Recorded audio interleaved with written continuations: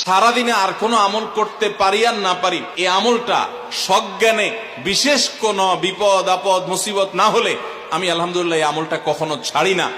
আজকেও শুরুতেও এই আমলটা আমি করে নিয়েছি। এই আমলটা আমরা অনেকে জীবনে আজকে প্রথম শুনেছি, অনেকে হয়তো আগে থেকে জানি।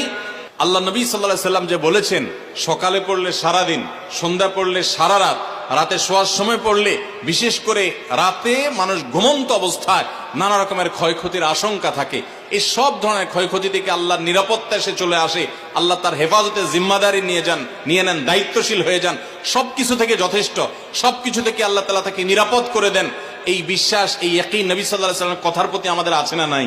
কোরআনে কারীমের এই শেষের 3টা সূরা এমন 3টা সূরা যে আমাদের প্রিয় নবী সাল্লাল্লাহু আলাইহি সাল্লাম সারা দিনে সবচাইতে বেশি সংখ্যক বার যেই সূরাগুলোকে ওয়াজিফা হিসাবে, আমল হিসাবে পড়ার নির্দেশ দিয়েছেন